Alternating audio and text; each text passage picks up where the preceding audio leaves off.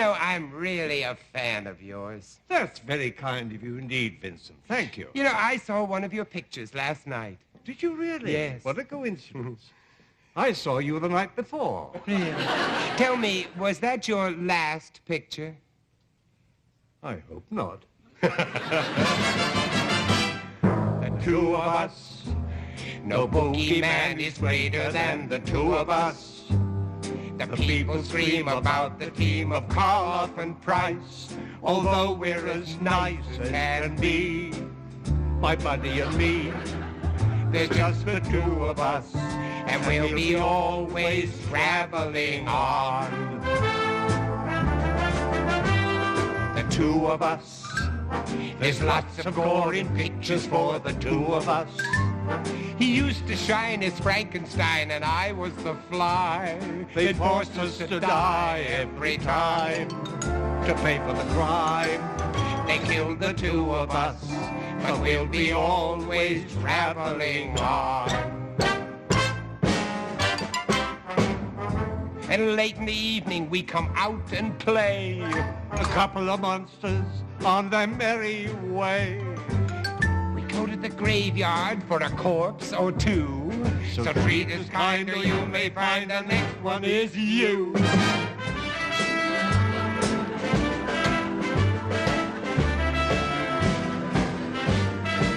That's enough.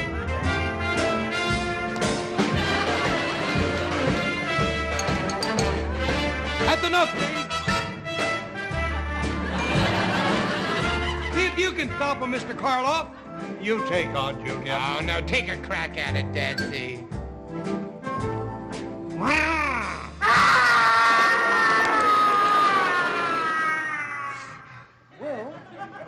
nice to know you've still got it. You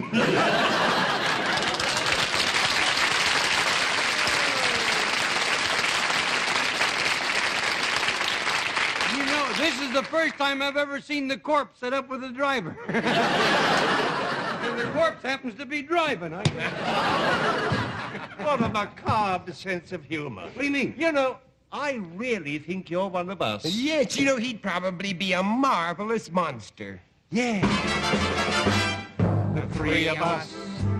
A talent scout should hear about the three of us. No movie screen has ever seen a ghastlier sight than we are tonight on the show. Rodeo-do. Three of us, and we'll be always traveling on. Let's say it again.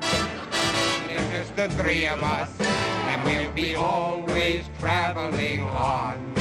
One more time. It's just the three of us, and we'll be always traveling on. No!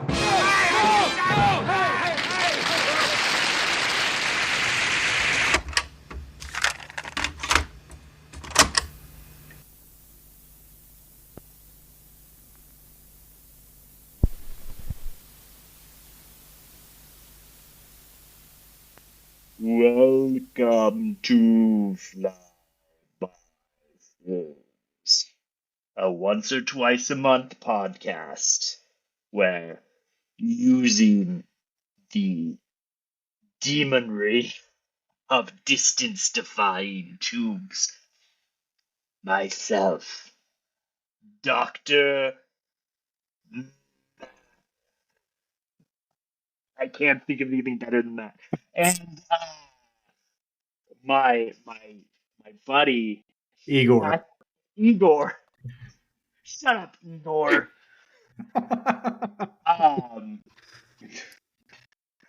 Get together and cover movies that either have been or will be forgotten. Hopefully you forget about that intro soon enough, but if you don't, maybe you'll remember that this is the month of October, and during October, Flyby Films does the Flyby Films Spooktober Festival of Spooks. And this year, we are doing the Festival of Spooks all about Vincent Price films. But not just Vincent Price films. We are covering the seven deadly sins The through the Seven Deadly eyes. Sons. The seven deadly sons. Seven deadly sins through the eyes of Mr. Price. Oh, I love it. Or Dr. Price. I feel like in half of the movies we are going to cover, he is a doctor. He's a Is doctor, of or something. he's like either it's a actual medical doctor or like a academic doctor. Yeah. So, Blake, how are you doing? Not bad. I mean, I've got the Sunday gloomies. We're recording this on a Sunday night, as is our usual. Most of the time, but I mean, this is a bright highlight for most Sundays. Whenever we record, it's like I can forget about having to go to work the next day and just shoot the shit with my friend. So Yeah, I actually feel the same way. This is definitely better than just staying in my own mind and worrying about mm-hmm. work tomorrow. Yep. So, what are you looking forward to most about this kind of series that we're going to be doing for this month? Well, I mean, I've got about four or five Vincent Price movies that I absolutely adore, and I think we're going to be covering at least three of them. And so just getting to watch them again. One of the ones we're going to be talking about on this episode is one of them. And it's always nice to like, I like Vincent Price. I like his whole kind of shtick.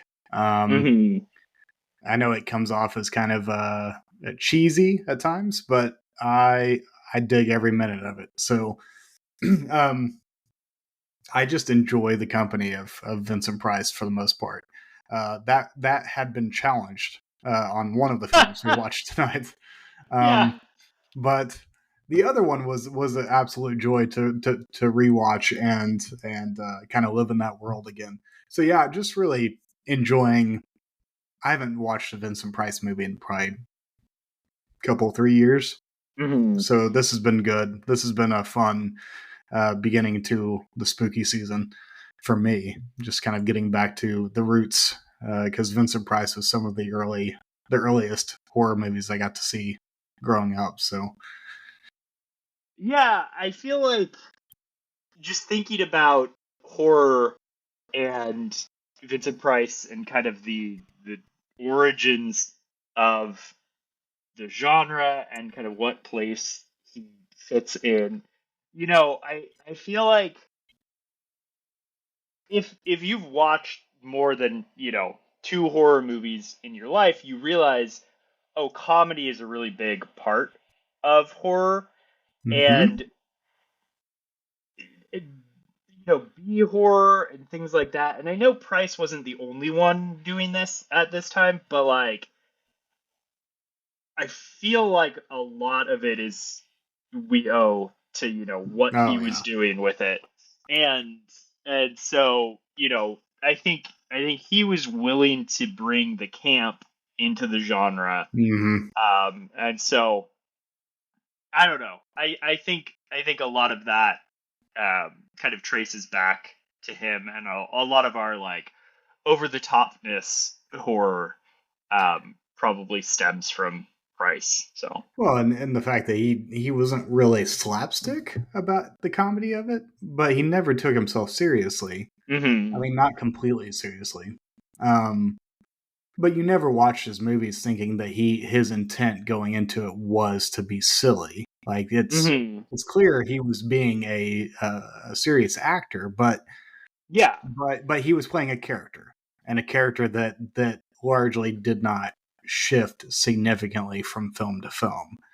Of course, he was in the occasional drama, like I think it was Ten Commandments. He had a part in, or something like that, where he actually got to do some full-on dramatic chops. But for the most part, like, he pretty much enjoyed being the horror guy.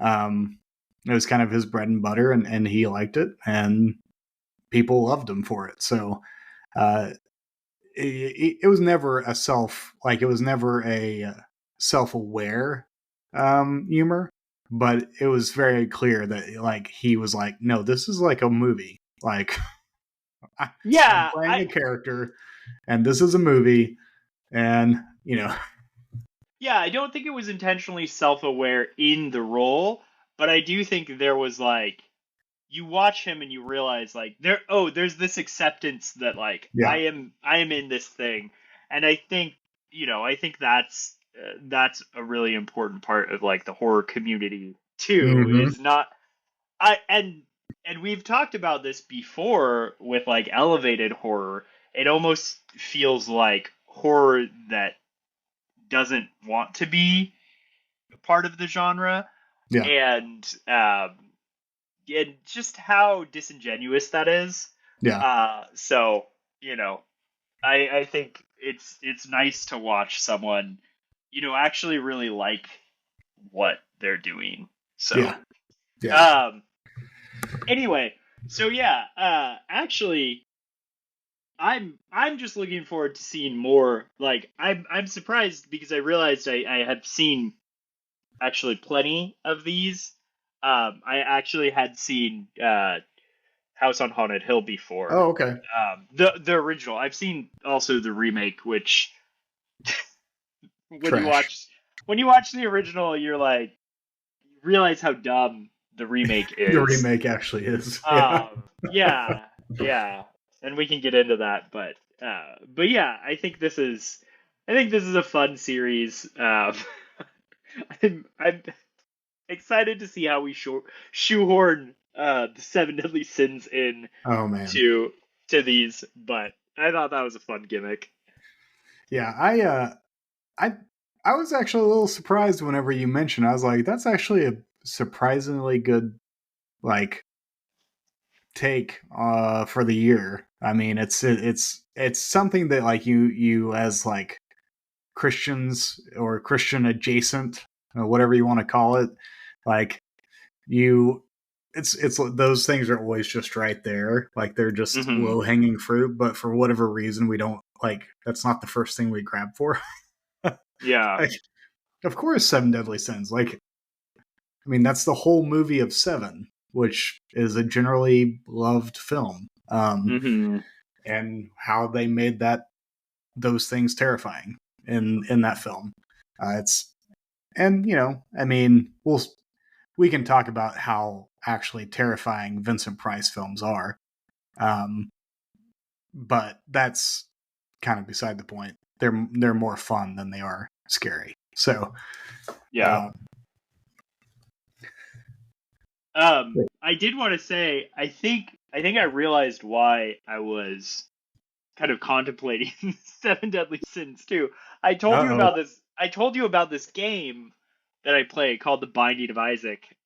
Um, Oh yeah, yeah. and there are mini bosses in it after all of the Seven Deadly Sins, and so I think my mind had just been on that. That is But yeah, hilarious.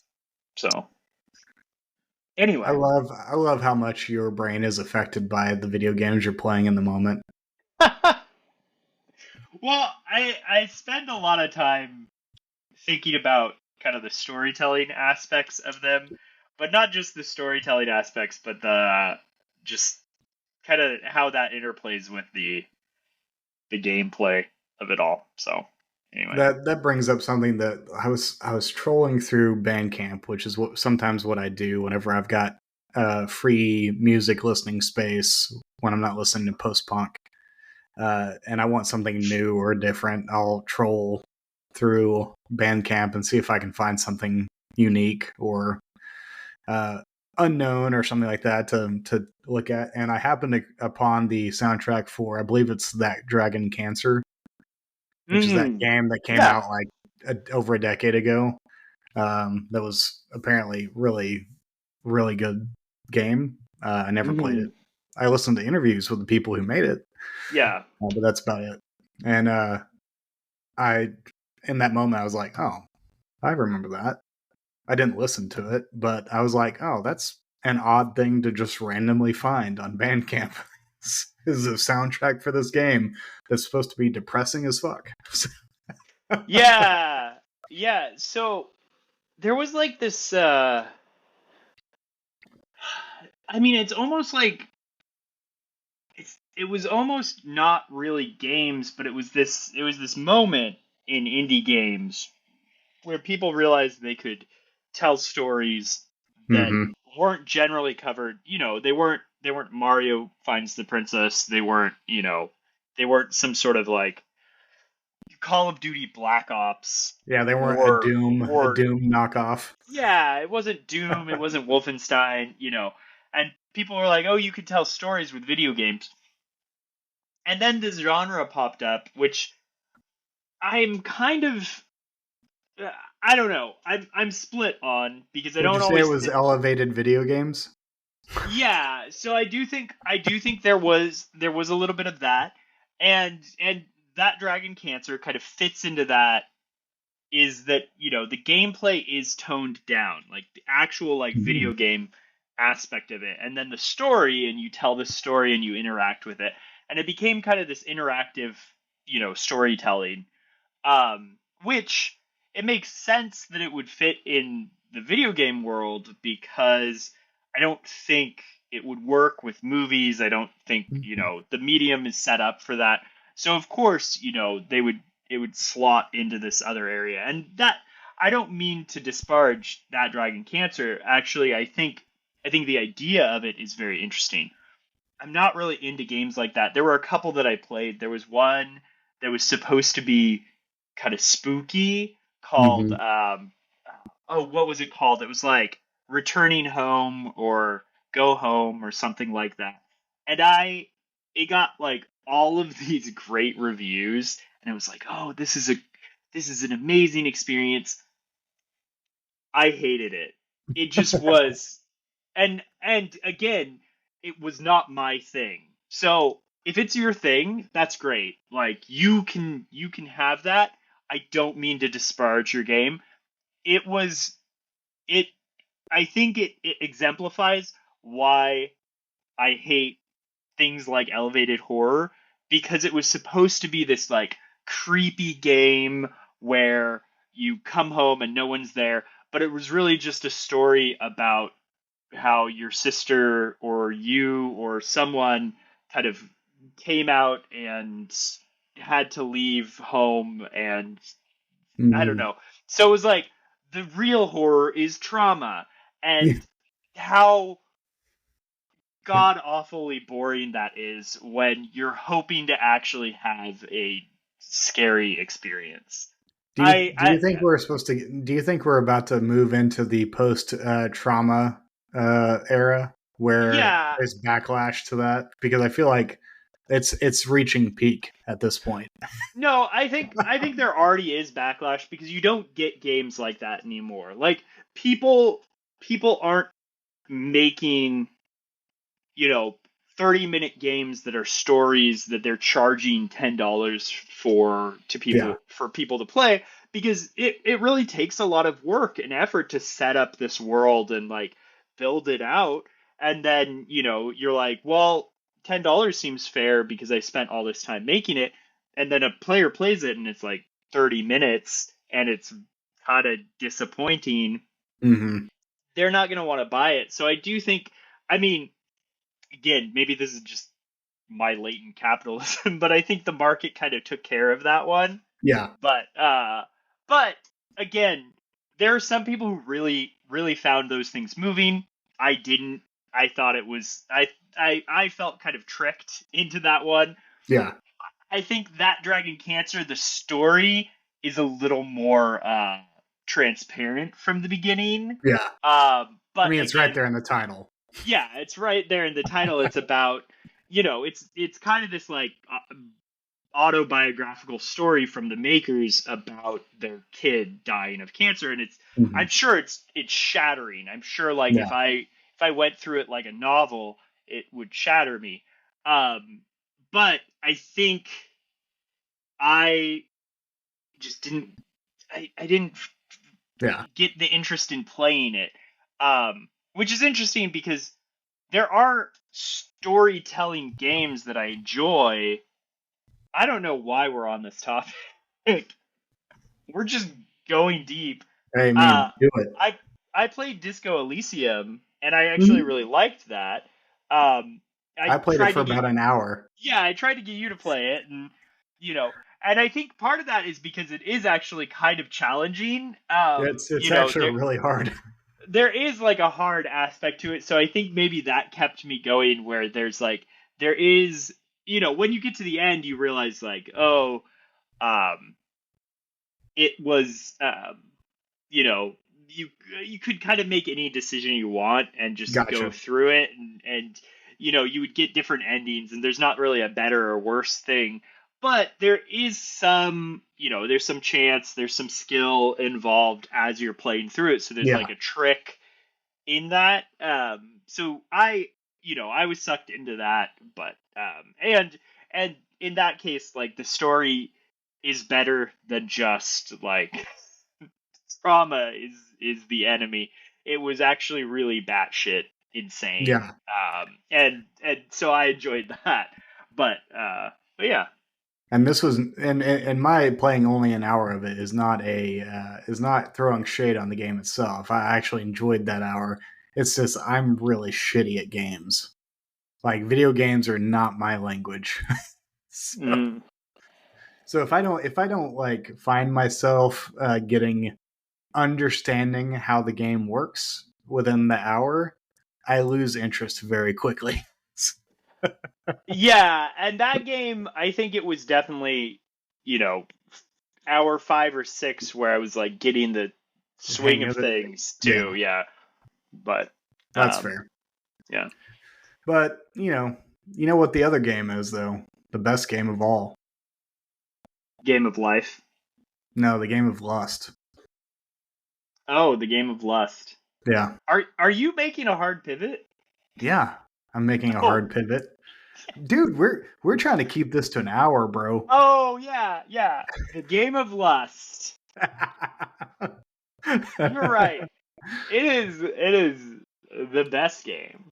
The bestest of all games. So, what do you think of when you think of the word lust? I mean, okay, Blake, you're asking someone who grew up in at the height of evangelical purity culture. You're being asked by a person who grew up in the same culture. I know. Lust is the worst sin. It's the worst of the 7 deadly sins.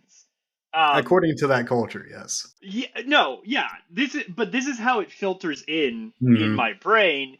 Is like, oh, this is the dirtiest. This is the one that's going to get you killed. You're going to get AIDS. You're going to get like, you're going to ruin your life, and it's all going to be your fault.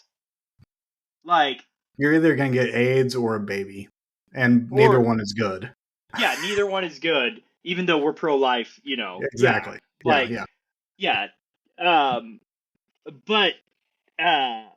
But yeah, I mean, it feels like the dirtiest of the sins. Like, I think the movie 7 actually made gluttony and like some of the other ones seem a little more dirty. So props to that movie for kind of taking the weight off of lust. I think they did that because, I mean, lust is just too easy to make dirty. By cultural standards. Yeah, I mean, I do think some of that isn't also like, I don't think purity culture is the only reason we think lust is dirty, right? I do think it like adds this extra layer.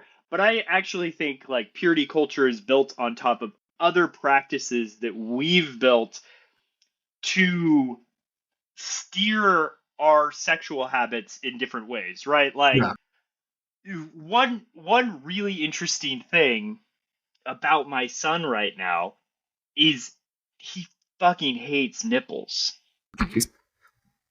Like, it is very funny because I will like go on a run and I'll come back, I'll take off my shirt, and then, I'll be like, oh, maybe later I'll be like, give me a hug or something, and I'll like pick him up, and then he will recoil and be like, no, there's nipples. And it's hilarious, and I feel shame. I'm like, oh, my nipples, they're terrible. But yeah, and Nipples we bad. don't like go around saying nipples are bad, right? And all we've done is like tell him what a nipple is, but I think he picks things up by the fact that like, oh, we're always wearing shirts, we're always kind of hiding these things, And yeah, I'm not saying that we should go around shirtless to normalize the nipple. Like, sure, maybe nipples are a little gross. Maybe like, things should feel kind of dirty. I don't know. I don't think that that's necessarily a bad thing, but I think so here's an interesting question.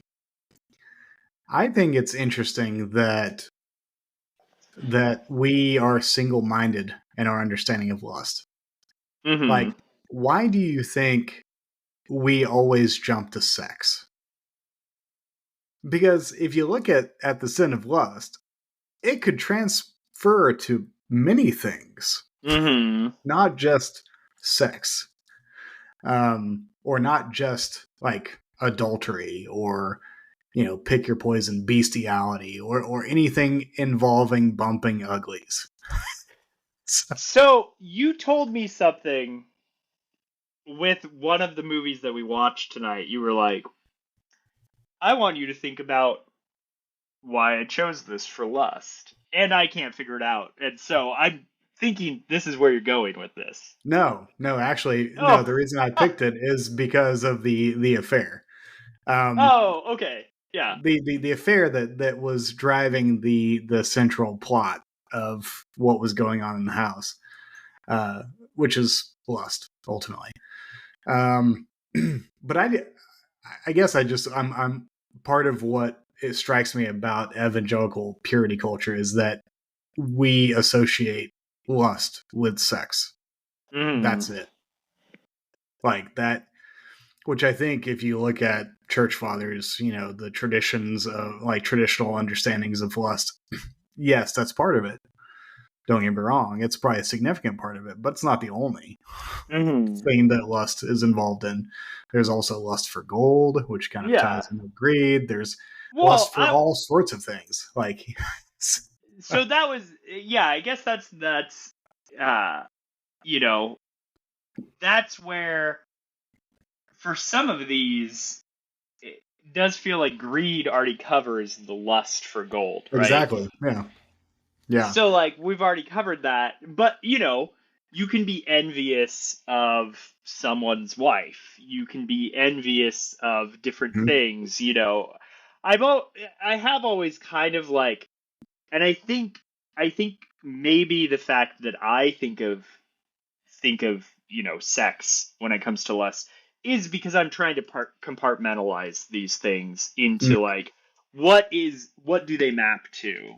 And but you're right, lust is like more broad than just sex. So here's something that may or may not fry your brain. Are the 7 deadly sins even pertinent? Because I feel like if you actually look at the definitions of each of those 7 deadly sins, they feed into each other significantly. Yeah, okay. So the compartmentalizing is the part that I'm questioning, not the fact that these things exist. It's saying, why are these the 7 deadly sins? Why is it not just stop being a dick, or stop being, stop being coveted as, coveting people's shit or wives or husbands or whatever it is. Like, well, Blake, don't be an asshole. Do you just want to have one episode of this? Like, no, I don't want to have one episode. That's the reason why there's 7. This No, is the kind of shit I do, though, Jameson. Yeah, no. I mean, okay, I think you're right. Is there like a sin? This is a very Catholic idea, the 7 deadly sins.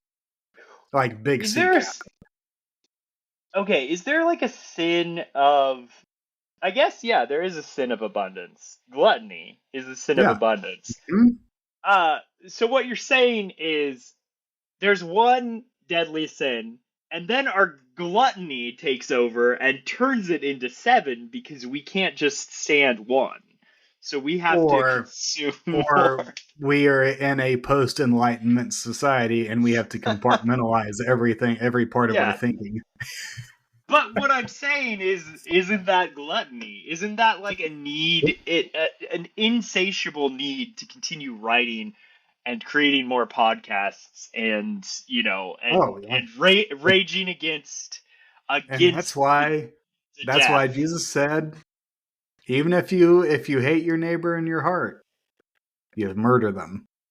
I mean, yeah. Well, and so that was the point that I was going to bring up when you said, like, isn't there just one? Well, like, Jesus he wasn't talking about the 7 deadly sins, but I think you can get a similar, like, idea when you look at the 10 Commandments, too, Mm-hmm. Like, just tell me to, like, love God and love my neighbor. Yeah. And which be done Jesus with said sums up the commandments. Sums up the commandments, and then Moses comes along and is like, yeah, you got to do that. Do it this way. Do it this way. Like, and it's just like he's like trying to beat it in, No, Moses did that because they were super thick back in those days. They weren't as enlightened as we are today. Yeah. Yeah. Anyways, Lust. We are going to be discussing specifically sex. Yeah. And we're going to be discussing 2 movies. I think we said the title of one. So one of them is House on Haunted Hill. Yes. 1959. Classic. I think we can call that one a classic. Oh, yeah. It's a classic. And we're also going to be discussing 1963, something like that. Yeah, that sounds right. It's not worth remembering. Dr. Goldfoot and the Bikini Machine. Oof. If you've never heard of that movie, 1966. 1966. Oh, they had 3 more years to learn not to make this movie, but they didn't learn that lesson. If you've never heard of that movie, that's okay. Yeah. Let's just get that one out of the way. You know what the best part about this series is that in the first episode that we have already recorded, we went through the basic outline of each of the movies, so we don't even have to do that shit. Yeah, if we didn't say what movies we were going to cover in each episode, well, we did on this one, but that's it. We said which movie was attached to which sin, but we haven't released that. But, yeah, if you want to know what the movie is about, you can go back and listen to that episode. Or you can just look up IMDb. Yeah. So, this movie, man, obviously, it fits for Lust. It's about a scientist who creates bikini babes out of a machine.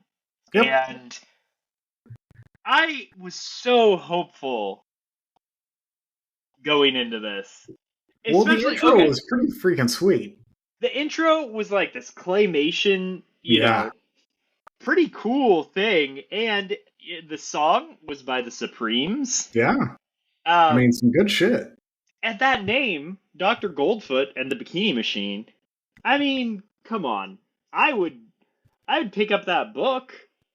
I would pick that movie and start it. But, and, I would even say the first scene is kind of funny and good. Yeah. And that's when it stops. And not even Price can can I'm save not this even. movie. I'll even give it a little bit more than that. I think I was okay with what I was seeing up until about 20 minutes in. About 20 minutes in, once we had gotten established Frankie Avalon as the dimwit and the other guy as the suave target of the Bikini Babe, once they were kind of in the picture and had been solidified as, oh, these are our protagonists that have to defeat this evil genius who is creating Bikini Babes out of machines. At that point, it became the worst kind of slapstick for the whole movie. I just don't think it wasn't funny. It wasn't. I don't know. It wasn't slapstick enough, and it wasn't coherent enough. No. It's almost I like they guess. threw spaghetti at a wall and whatever stuck is what they kept.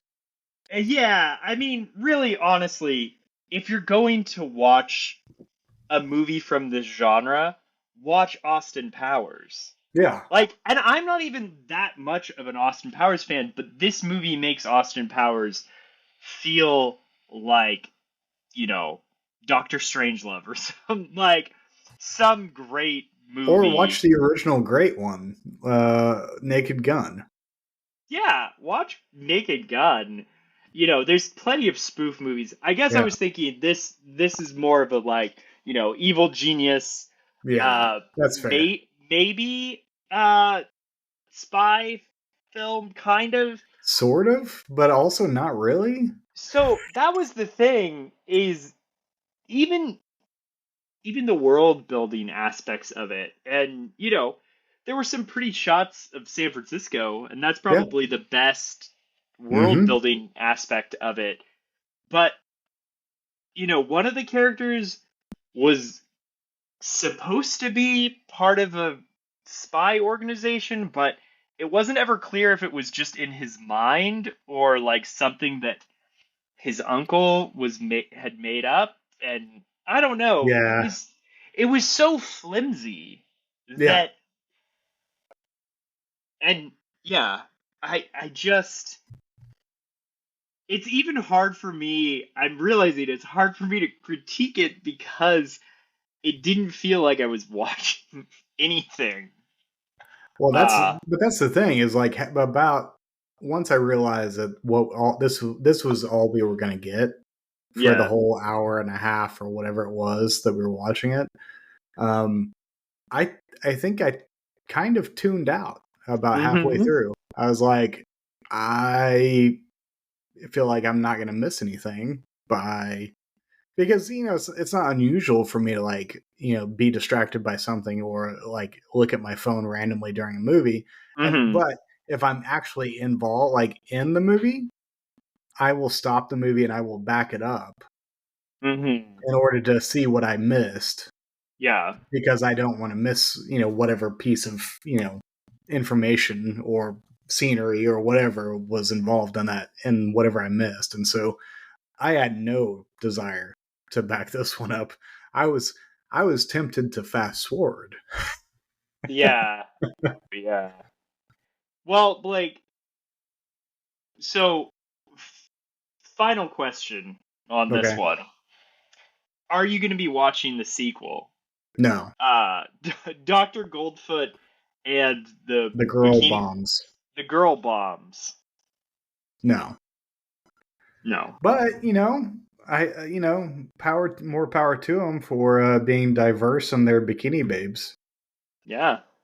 I mean, maybe the girl bombs are better. Maybe they're more interesting. I have my doubts. And did you also find it odd that the first scene we see Vincent Price come in, he's wearing gold elf shoes? Yeah, I mean, my thought was that was what Goldfoot came from, because in the intro... No, for sure. You see them in the intro. Yeah. But it just seems odd. It's just an odd... Like, it'd be one thing if it's like a gold loafer or something, but a gold elf shoe. That's the part I don't understand.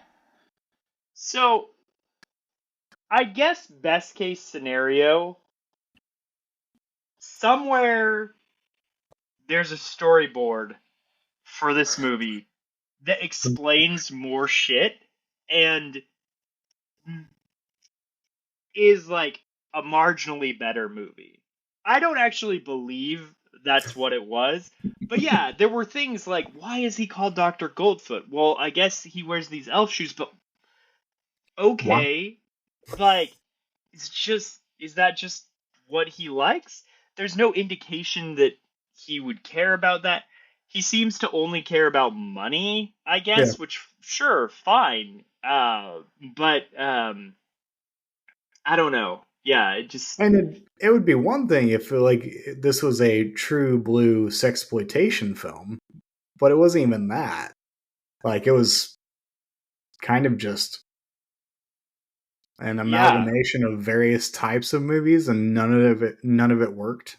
So Yeah.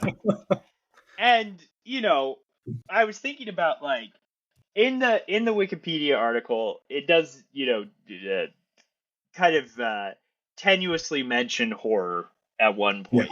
Yeah. And I was thinking, this is for a spooky movie. Does it really fit? And, you know, I guess there is kind of a... It's interesting because you and I were watching Alien Earth Yeah. kind of around the same time, and then Mhm. like that ends, and then we watch this. And so I was definitely thinking of, you know, the android aspect of Yeah. that show, because these were essentially androids, and they kind of had that. They kind of had this ability to kind of overpower you, and there was a little bit of a Terminator aspect to them. Mhm. It was very, very tenuous, so I don't know. There is a version of this film that could be made that might actually be somewhat scary. Yeah. If they took it seriously. And this is kind of goes back to what very quickly. This kind of goes back to what I was talking about with Vincent Price not being a quote unquote comedic actor. Mm-hmm. I don't think he has very good comedic chops. Even though he is aware of his stature in horror, there's a big difference between that and being a comedian. I don't think he's got the chops for comedy. I think he's just he's a loony character in general. So I think I see what you're saying, and I think, you know, the best way to read that is that there are directors that know how to use him for comedy and yes, use his character, and he's aware of that, and he can, you know, he can put it on when it's needed. yeah. But yeah, I don't think But I don't think them saying, "Hey, Vincent, be funny." Yeah, That's not going to come naturally to him. I mean, I do think there is a world, kind of like I don't know. Are you familiar with Neil Hamburger? Vaguely. He's in the Tim and Eric universe. Okay. I mean, he's kind of got his own thing, but that guy, I'm blanking on the name, but Neil Hamburger is a character, and he does stand up, and he basically like is this really like gross, sweaty guy that bombs. And so I was imagining like Vincent Price doing stand up, but just doing Vincent Price, and how that would actually be really funny. And that's probably what he would be capable of doing, is just doing the Vincent Price bit. But yeah. Anyway. Yeah. Yeah, that's all I got to say about that. Don't watch it. It's not worth your time. Yeah. It's not worth your money. Did you pay plus, for this? I did not pay for this. I watched it on Internet Archive. Damn it. It was on there, wasn't it? Did you pay for this? I rented it. Oh, I'm sorry. So I wasted $4. I didn't pay for I didn't pay for either of these, so I paid $4, but I intentionally chose to pay for to House on Haunted Hill. I'm like, that movie's a shit. I'm paying for it. yeah. uh, House on Haunted Hill, though, stone cold classic. Yeah. So I remember the first time I saw this film. I don't know what my age was. It was probably somewhere in either high school or college. It was during the summer, and it was at lunchtime because I used to work rental property maintenance for my family's company. And at lunchtime, I would, watch TV. Like we would eat something, and then we'd have about 45 minutes or 30 minutes to do whatever before we went back to work. And I remember turning on, probably, I don't know what station it would have been, any station that played older films. And I remember this one coming on at the time that I turned it on. I was like, oh, I like Vincent Price. And I just I started watching, I was like enraptured by it. And I don't remember if I got to watch the whole thing then. I just remember that opening scene where the heads come up in the black space and like give the prologue to the movie. Yeah. And I was like, man, I dig this. But I remember I've probably watched it probably 3 or 4 or 5 times since then. And man, everything about this. One of my favorite scares of all time is in this film. And it's the old blind lady floating along across Nora, who's scares her. Her hands are all all up and in attack mode, but she just floats by. I love that scene. I think it's one of my all-time favorite horror scenes. And there's just something about this film that it never gives away whether it's real or not. Like, yes, you're supposed to believe at the end of the day that like it was all a guise for a setup for murder. Mm-hmm. But there's stuff that you see in that movie that wouldn't be possible. Yeah.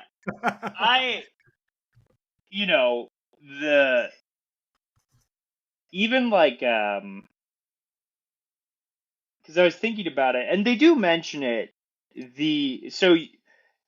to kind of give that away a little bit, there's all these haunting things, and the blind lady that you mentioned, oh, those are just the caretakers. Like, you realize that they're the caretakers, and then Nora in particular sees a bunch of more haunting things. She sees a head, a bloody head, and there's this big spooky scene involving a rope. Yep. And they kind of explain some of these away, but there's one in particular that they don't explain, and it's the ceiling that the other person sees. Yep. So there are a couple times where this other lady, I forget what her deal is. She's a reporter. She's a reporter. She's also a gambler, so she needs the money. Yes, yeah. They all need the money. And she's also Robert Mitchum's sister, so that's enough to make you need money right there. Yeah. But she keeps getting dripped on by the walls, by the ceiling, with blood. She's been marked by, according to Pritchard. Yeah. So, and I think Pritchard is actually a really, really effective character. Yeah. There's a couple things that I really like about him. One, he's there at the end to kind of throw the doubt on on the realism of all of it. Like, after the curtain pulls back and you see, you see the reason why the skeleton moves. You see, You hear the Mm-hmm. explanation for the bloody head, kind of, Yeah. you know, but you hear that there is an explanation. He goes, no, there are ghosts in this house, and Yeah. he's been saying that and beating that drum for forever. And I love the opening because I don't know how frequent it was at that point for movies to like break the fourth wall like that. Mm-hmm. But just immediately, like, he talks to you, Yeah. and this is communication to you. And I just think about, like, this movie had a gimmick to it. So when you talk about like movie gimmicks and things that happen while you're watching it, it must have been so fun to go to theater and just like be greeted with this floating head kind of talking to you and telling you Yes. about the experience that you're going to have. And everything about this movie kind of screams, no pun intended, like, you're supposed to watch this on the big screen. You're Yeah. supposed to have this experience. And I really feel like they went in full with that. And yeah, I did watch it at home. This is the second time I'd seen this, actually. I realized I had seen it before. But, I don't know. I think I've seen enough movies to where I was able to kind of put myself in that situation.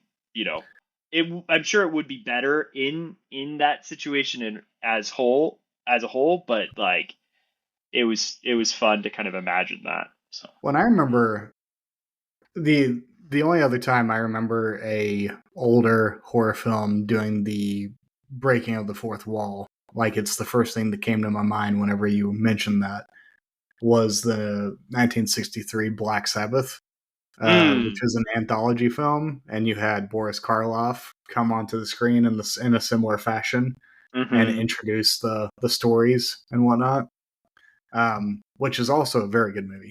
I like that one a lot as well. But yeah, it's the other thing I like about House on Haunted Hill is that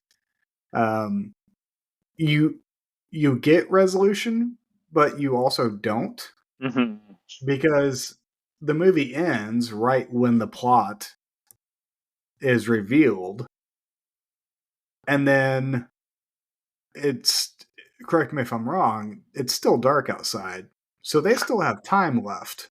Yeah. And you're like, oh, well, now we're actually going to see if Pritchard is right. Yeah. Now that the main murder has been taken care of, like what is going to happen to these people, and are they going to survive in order to get their $10,000 apiece? Yeah. Because so far, there's only what? There's only 3 left. Yeah, so they get to split 50,000. Yeah. Exactly. Yeah, between 3. Wait, no. I think No, there's 4. There's 4. So they because the wife wasn't included in that. Yeah. That's right. But yeah, you're right. And I have this kind of like trite philosophy in my mind about mystery and about horror, which is like, oh, a mystery should end on a mystery. Like, you shouldn't reveal everything, and a horror, you should always end on that note. And I think sometimes things do a disservice to themselves by wrapping everything up. Movies do a disservice to themselves, and I know you get people that complain like, oh, they didn't explain all of this, and I've been guilty of saying that too. And I think there are some situations where you needed to explain more than what you explained. But I think this movie gives you kind of that satisfying conclusion of a particular arc in the movie that you're invested in. But you're right, it then just kind of leaves you in the middle of the evening. But yeah, with like maybe 3 hours left in the night. Yeah, it's there's I don't know. What is your take on old films in general? Do you have a hard time watching them? Not as much as I used to, and so I think Because acting in pre-1970s was significantly different than what you get now. sure, It's a you know, different expectation. the different expectation. I think I listened to more. I think a lot of it actually has to do with kind of the soundtrack for Yeah. me and the sounds that I'm hearing, rather than the acting in particular. And some of that is related because, one thing that I think is particularly distracting is transatlantic accents. Like Yeah. those things come up and they can kind of draw me out or draw me into a different space or something like that. And actually I think, and speak of the devil, Vincent Price, not transatlantic, but definitely his own Yeah. accent, like Very much so. very much his own thing. But I think the Doctor in this movie has a transatlantic accent he's putting on. Not everyone in the movie has it, but I do think, I think there was enough. There was enough like threads, like even the Pritchard thing, like breaking the fourth wall, feels like something that we're still doing to this day. And so I do think it's easier for me to maybe go back to movies that were influential on movies now because I'm able to like anchor to these things, and be like, oh, you were ahead of your time and you were adding these things in.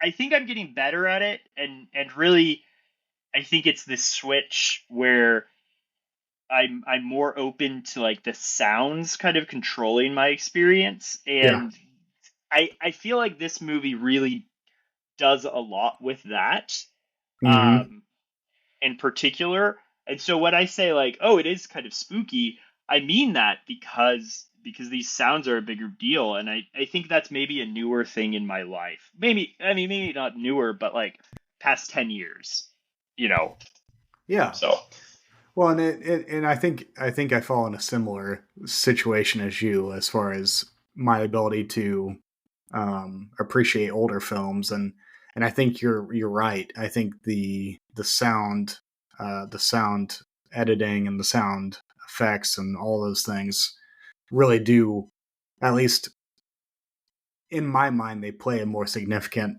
piece of a film from those days than they do now. Even though they're very much still there today. But the thing that makes me really love certain films prior to 1970 is my ability, if they're doing enough and doing it well enough to where I forget all of those misgivings I may have about that style of acting or that style of filmmaking or whatever. I think specifically of Night of the Hunter, which is one of my all-time favorite films, which is Robert Mitchum playing one of the worst villains of all time. I don't think of that movie as old in the same way I do some films, because it feels very natural in a lot of ways. And I think that's the difference, is that, we kind of acclaim those actors that are more natural seeming, as opposed to more theatrical. And yeah, I go into this movie every time I watch it expecting to get bored, because I know the plot, I know the the tricks, and I know all those things. But every time I watch it, like, it feels too short. Like, I'm like, no, I actually want to live in this world a little bit longer. I enjoy being in this space. It is only 85 minutes long. Yeah, it's not super long. It is very short. And yeah, I do think too, I think there's a trap that we maybe fall into where we'll like throw a dart and we'll pick a movie from the 50s and we'll be like, oh, it was Yeah. so bad. But like movies are being made now that aren't timeless. Oh yeah. And yeah, if you choose the timeless ones, like there's a reason, and I think this kind of gets back to like, oh, there's an anchor through this that tells me the story of cinema and tells me like, oh yeah, they were doing something interesting, they were doing something worthwhile. And then there are the Dr. Goldfoots where it's like, oh, you were on some like local 60s shit, like no one cares about that Copy of anymore. a copy of a copy. Yeah. Yeah. And and yeah, there's gonna be movies like that are coming out yesterday Yeah. that and There's a tomorrow. reason why there's films that trigger memory throughout the history of cinema, and all those other films that we largely have, at least in title, made this podcast about, are largely forgotten. Yeah. And because there are, like, I dare to say this, it's not generally popular to say this kind of thing, but there are often objectively good films throughout cinematic history, and there's a reason why they continually come up in conversation Yeah. every decade. Yeah. And a lot of this is subjective, and this doesn't necessarily correlate always with popularity and things like that. Yeah. I do think, I think that you know that there are it's weird because it is, it's controlled by a culture, but then there Mhm. are things that are better or worse, and I think these are things that you know it when you see it, and you also like know the difference between bad and good when it Yeah. comes to movies. And I think most people like have kind of this inherent like, this is a good story, or these are good techniques, or this was a good trick. Like, Mhm. we watch a magician and we know if it's a good trick or not. Yeah. So, And there's also room for not only what we've been talking about, this whole concept of a good film, but there's also room for films that we simply enjoy. yeah. They may not be on the quote unquote good level, but there's reasons why I enjoy John Wick movies, even though at Yeah. 50 years from now, they may or may not be remembered. Yeah. And But it probably doesn't that's matter. okay. Yeah. That's okay. I mean, there's plenty. There's probably someone out there that has liked, on some level, every movie that's been made for whatever reason, and enjoyed it for whatever reason. Yeah. But that doesn't make it good or bad. It just makes it enjoyable to that audience or that that person. So Yeah. So, big difference. Big Blake, difference. I feel like we took a tangent with this one. Why did you pick this one for Lust? Because of the affair at the center of the story, the doctor and Vincent Price's wife contrived a plot to drive one of the guests hysterical to shoot Vincent Price and kill him so that they could get his fortune and have each other in the process. And guess what? They failed. They failed. Because Vincent Price was an ultimate chess player. So, I will say, the like levers of the plot are a little unbelievable. Like, they're deeply shaky. It like doesn't make a lot of sense, but like, I don't know, I didn't care when I was watching it because, again, there's something with the mood of this movie. They're pulling all the different levers. They're like adding so many gimmicks into this thing to make it work. And it does. It like creates a Mm-hmm. spooky world. And yeah, it is, the name of the movie is House on Haunted Hill. It's a haunted house And it is a story. terrifying looking house. It is. It is. But Yeah. like it is a haunted house. Like I feel like they really clear the bar that they're setting out, which is Mhm. we want to make you feel like you're in a haunted house. And I think once they do that, they can tell you any story they want, you Yeah. know. And Because it may or may not be able to be explained. yeah. And really there's one part in particular where I was like rewatching a scene and I was like, why are you doing this with one of the characters? It's the doctor, so the whole thing is they, like you said, the doctor and the wife, they drive this person hysterical with spooks in order to get her to shoot Vincent Price, and she does shoot Vincent Price. Turns out Vincent Price, his character had given that girl blanks because he knew that they were going to do that. Great, wonderful. I'm all on board as this is happening. But they like right before they talk about this happening, they're like, "Oh yeah, we'll explain it this way," all of these things. And then the doctor comes down and he's like, "Oh, I have to dispose of the body."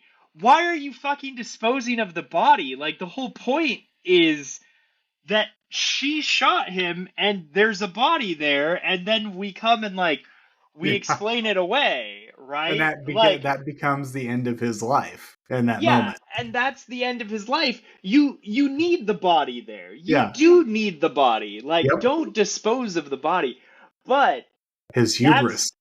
no. What it is they're prioritizing horror elements in the movie. Yes. Because where are they disposing the body? The vat of acid, which is fucking awesome. Like, honestly, the acid. Also, like, I don't think I've seen that in anything that often. I think the last time I saw it was in Breaking Bad. And it's always so effective. 10 Like, Cloverfield Lane. exactly. Acid deaths, so effective. I actually have a funny story. I need to shoehorn this in. Okay. I work in the vet health space, in insurance for pet health. And I have learned recently that there is another form of end of life procedures, not cremation, but aquamation.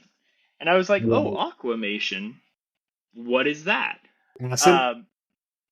That it's an acid bath. It is literally Holy just shit. an acid bath that you put your beloved pet into, or I guess maybe it's also used for human remains in some places. I don't think in the United States it's pets are property in the United States, so I'm sure it's the requirements are a little bit less. But yeah, I see claims come in that talk about aquamation now, and I'm seeing it a lot more common. And I do think the name is a little bit of a misnomer because of how brutal it is. But yeah, I definitely I was kind of shocked when I realized that is the thing. I will also add, it is absolutely true in the movie what they say. The skeleton stays. And so this is actually what happens is you aquamate, you acid bath your beloved pet, and then their skeleton comes up, and then they have someone like or a machine, but someone crush it up. And so you do get remains, but it's like very much like smaller, like just a little bit. So yeah. That's wild. It is. Yeah. So anyway, I had to add that because I literally this week or last week kind of looked into it. I had seen the term on a bunch of things and I was like, oh, I need to find out what this is. And then I was like, oh, neat that I'm watching Aquamation happen too in this movie. And they actually got it correct. And they got it correct. Yeah, it's. I mean, I guess it is mostly water, but like it's the effective things are the lye that they put in it and the heat and stuff. And so yeah, it's where lye goes to die. Yeah. Well, it's where this movie's lies went to die. You got it. Yeah, buddy. All right. Yeah. All right. Well, I guess that's it. That was a good first step. Good. We'll see you next week. Lusty. Keep your lust alive. Watch out for the bikini babes. Watch out for the bikini babes and They're beware of the acid. Also, and beware of nipples. Bye. Take my son's advice. Bye.